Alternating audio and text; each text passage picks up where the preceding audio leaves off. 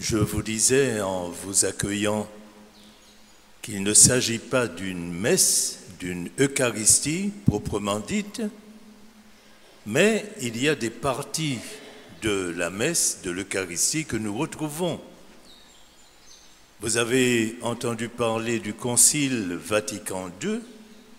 Le Concile Vatican II écrit cette belle chose et dit « Les chrétiens viennent se nourrir tous les dimanches à deux tables, la table de la parole et la table de l'Eucharistie. L'Eucharistie, c'est la parole de Dieu. Et la parole de Dieu, nous savons que c'est Jésus lui-même. Nous disons qu'il est le Verbe, la parole de Dieu. C'est lui qui nous révèle le vrai visage de Dieu, Dieu que personne n'a jamais vu, que personne ne connaît, que personne ne peut imaginer. C'est Jésus, le Fils de Dieu, qui est auprès de Dieu depuis toujours, qui est venu nous le révéler. Et révéler, ça veut dire soulever un voile pour nous dire, voilà, vous voulez savoir qui est Dieu? Eh bien, écoutez-moi, regardez-moi, et le Dieu et moi, le Père et moi, c'est pareil. Le Père et moi, nous faisons un, et vous connaîtrez le vrai Dieu. Personne ne peut aller au Père sans passer par moi. Et donc, chaque fois que les chrétiens se rassemblent, ou bien ceux qui désirent devenir chrétiens, ils commencent par se mettre à l'écoute de la parole de Dieu. Et aujourd'hui, cette parole nous convient parfaitement parce qu'on assiste à une sorte de carême pour Jésus lui-même. En effet, Jésus vient d'être baptisé.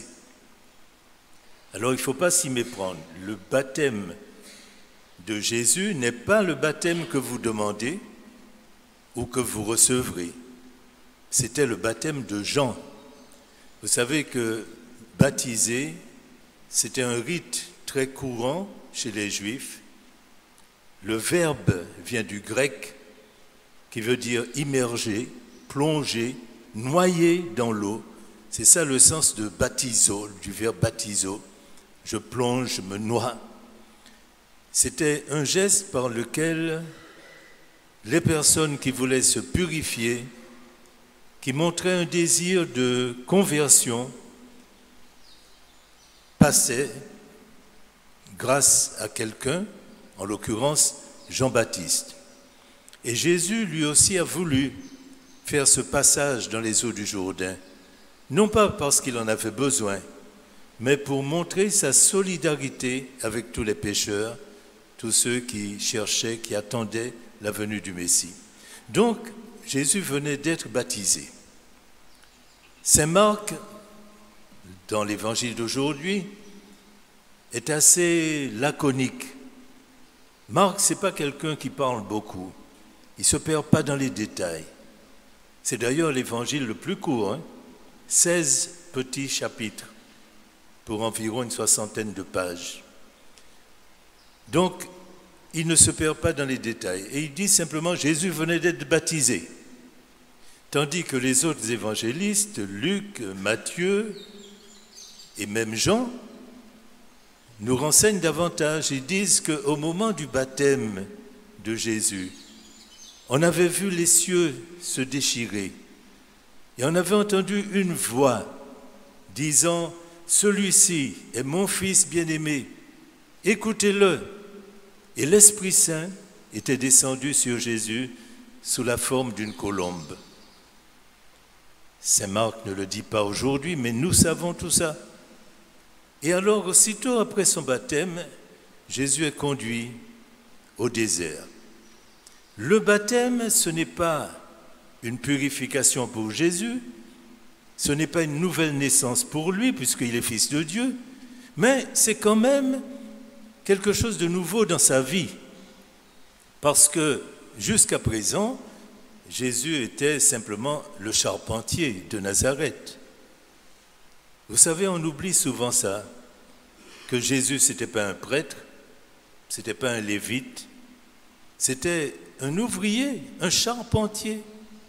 Et lorsque parfois on le voit dans la synagogue faire la lecture et faire un commentaire, eh bien, il fait simplement quelque chose de normal, comme aujourd'hui, certains baptisés, ils viennent de donner l'exemple, proclament la parole de Dieu. Mais à partir du baptême, c'est la mission publique de Jésus qui va commencer. Il va fermer son échoppe de charpentier et il va se mettre à parcourir les rues, les villages et même les contrées un petit peu hostiles comme la Galilée. Et il va dire, convertissez-vous, les temps sont accomplis, le règne de Dieu est proche. Ça veut dire il est arrivé, il est là, il est tout proche, convertissez-vous. Et ça va tout changer dans sa vie. Alors, avant cette mission, il accepte d'être poussé par l'Esprit dans le désert. Le désert, nous savons tous ce que c'est, même si nous ne sommes pas allés au désert, mais nous imaginons, c'est un endroit où il n'y a pas de végétation, il n'y a que du sable, il fait chaud et froid aussi, il n'y a pas d'eau, on a des hallucinations parfois,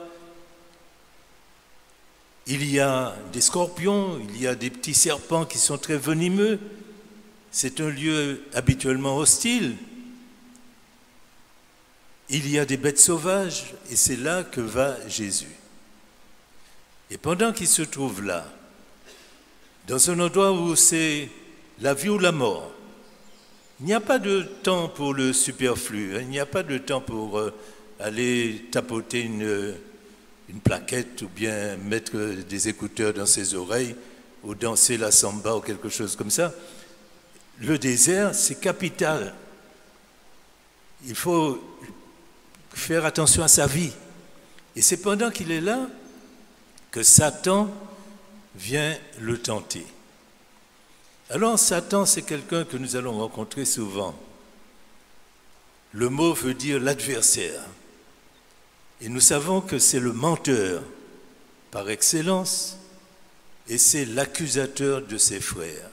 C'est celui qui vient titiller, qui vient pousser vers le mal.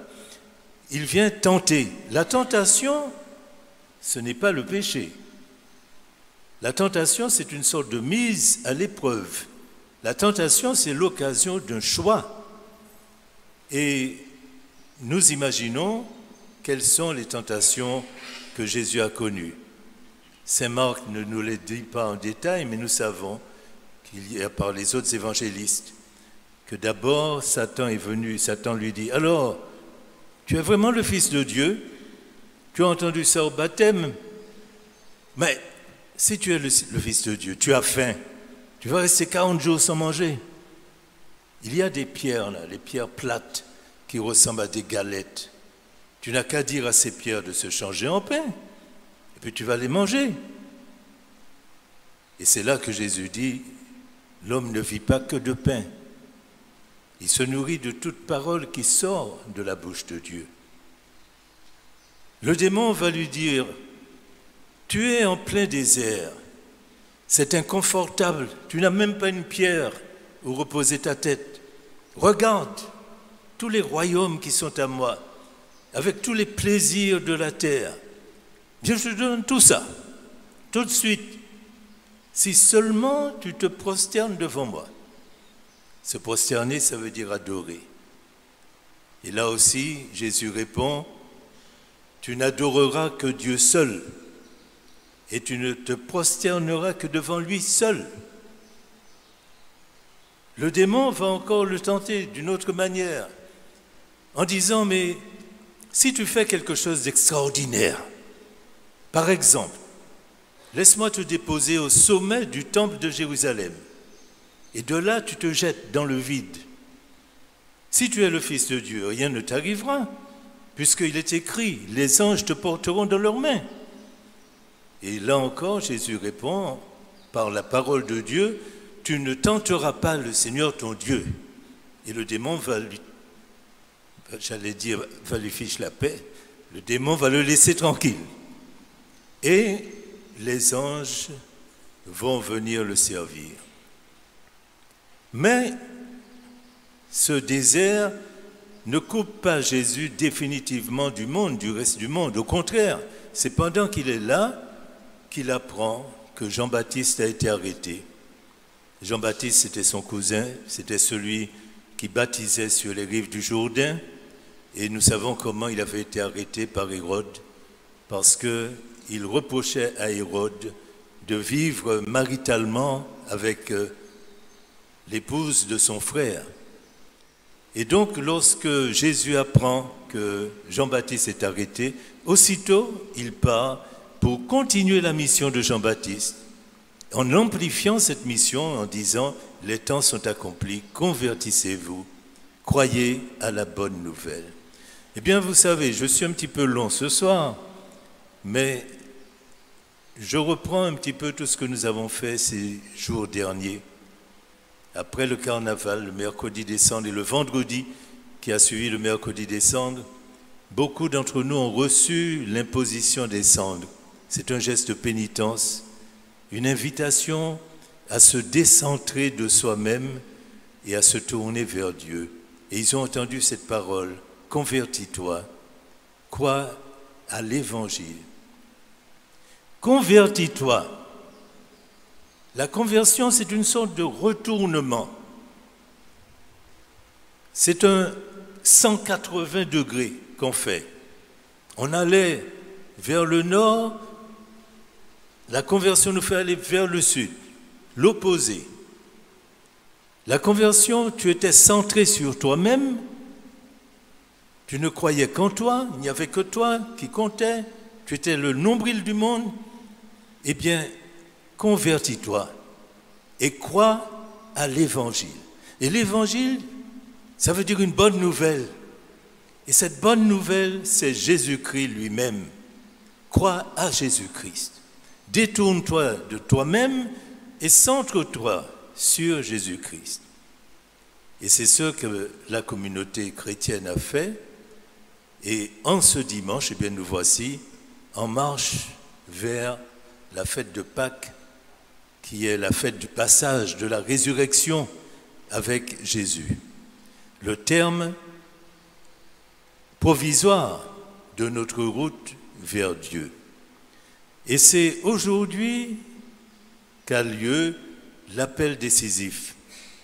Alors il y a des personnes qui demandent, mais c'est quoi cet appel décisif? Qu'est-ce que c'est? Pourquoi? Etc. Bon, bien c'est simple, je réponds par une image. Prenons par exemple le semi-marathon, que beaucoup parmi vous peut-être ont couru il n'y a pas longtemps, au mois de novembre je crois. On a appris, certains ont appris, tiens il y a le semi-marathon. Se demander, mais qu'est-ce que c'est le semi-marathon? Eh bien c'est une épreuve qui est maintenant très qualifiée, qui permet d'évaluer un petit peu ses aptitudes physiques, c'est une course, etc. Il y a une certaine notoriété pour ceux qui arrivent parmi les premiers. Ah bon? Et comment faut-il faire si on veut pas? Si c'est ouvert à tout le monde? Oui, c'est ouvert à tout le monde.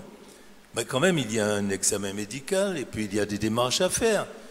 Bon, quelle démarche? Eh bien, il faut s'inscrire. Il faut passer, ça se fait, je crois, à la mairie. On s'inscrit. Et puis, il y a des dates à respecter. Mais le plus important, ce n'est pas de s'inscrire, c'est de se préparer. Parce que c'est quand même plus de 22 kilomètres à courir. On ne s'improvise pas coureur.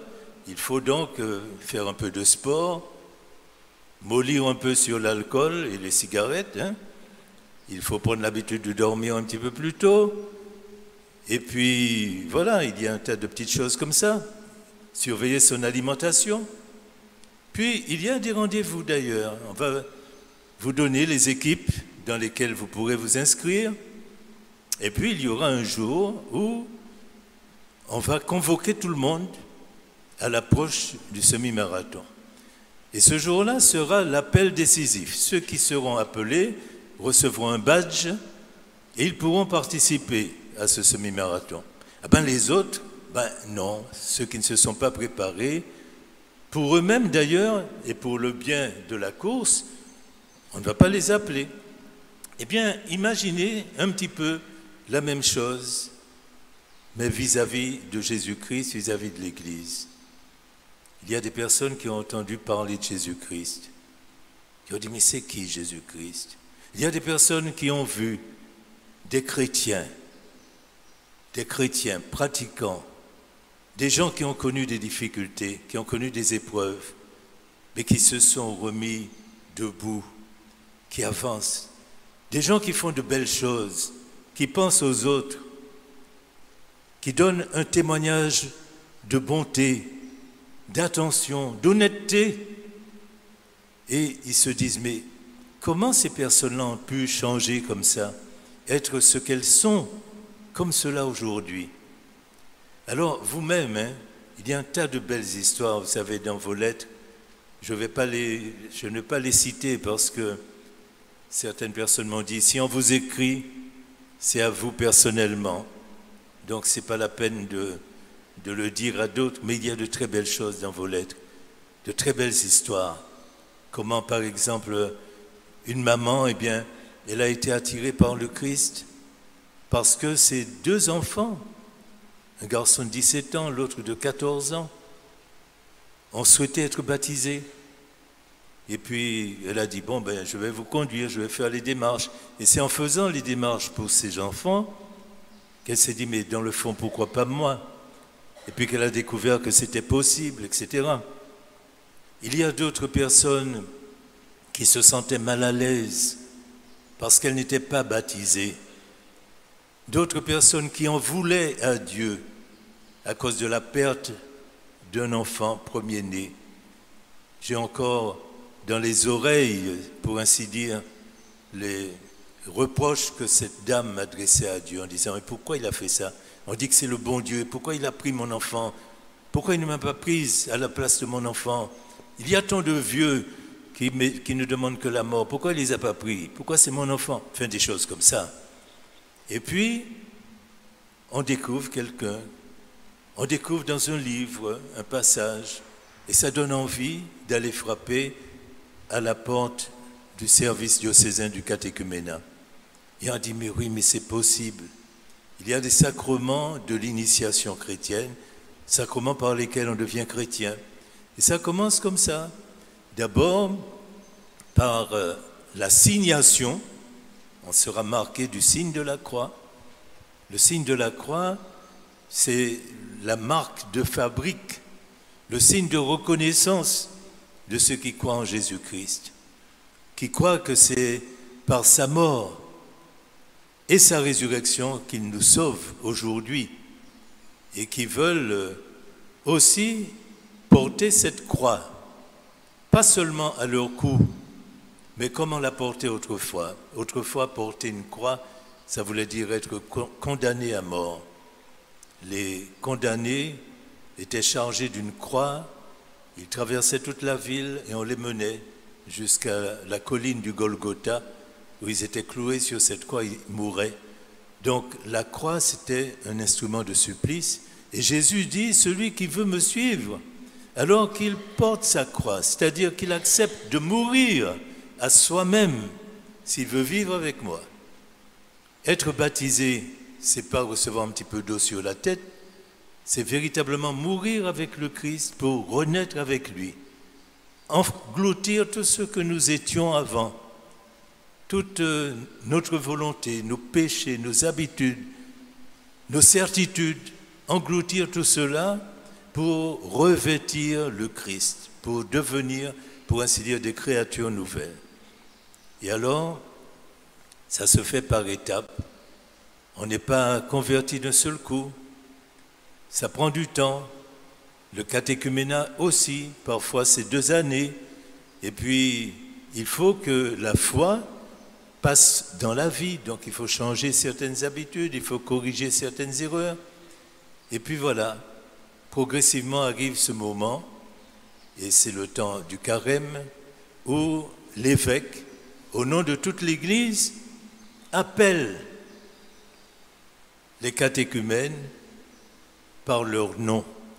Alors aujourd'hui, ça va se faire par le prêtre accompagnateur, par les accompagnateurs qui connaissent mieux les diverses paroisses, qui vont dire les noms, et le catéchumène appelé ou la catéchumène va répondre « Me voici », avec fierté, bien fort, et se dirigera vers moi en tant qu'évêque, chef, c'est-à-dire tête de l'Église particulière de la Martinique. C'est moi qui recevrai la signature, pour ainsi dire, du catéchumène. Et puis, commencera la préparation intensive au baptême, à la confirmation et à l'Eucharistie pendant ces 40 jours. Alors, je termine. Il y en a beaucoup qui dorment déjà, là, non pas encore. Je n'ai pas endormi encore tout le monde. Je termine en rappelant que le carême, s'il existe dans l'Église, c'est grâce au catéchumène. Parce que le carême, c'est 40 jours, quadragésima, une quarantaine de jours de préparation intensive au passage qu'on va faire dans la nuit de Pâques. La nuit de Pâques, c'est vraiment la nuit du passage. On passe de la mort à la vie. On passe de la mort à la résurrection. Et les catéchumènes vont donc être baptisés dans la nuit de Pâques, ou bien alors, selon les organisations paroissiales, dans des jours très proches. C'est donc un temps de préparation intensive où on va demander certains efforts, par exemple, on va vous inviter à jeûner un petit peu, à penser davantage aux autres, à être davantage fidèle dans ce que vous avez à faire dans la vie de tous les jours. Mais c'est difficile. Et pour ne pas décourager les catéchumènes, l'Église a invité tous les autres qui ne vont pas recevoir le baptême, qui ont déjà reçu le baptême, mais qui peuvent renouveler leur baptême, rénover leur baptême, à accompagner les catéchumènes. Et alors en fait, c'est pour soutenir les catéchumènes, pour qu'ils sentent qu'ils ne sont pas seuls, qu'ils sont encouragés par la communauté chrétienne, que l'Église a institué le temps du carême. Eh bien, voilà, je m'arrête là.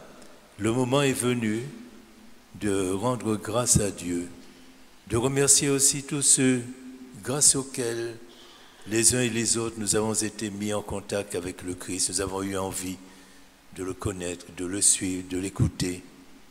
Et puis, si j'ai encore un mot à dire, c'est toute la place que doit prendre désormais la parole de Dieu dans nos vies. D'ailleurs, au moment où vous êtes entrés en catéchuménat, vous avez reçu le signe de la croix, mais vous avez reçu aussi le livre des évangiles. C'est la parole de Dieu qui nous sauve si nous la méditons, si nous essayons de la laisser éclairer nos vies.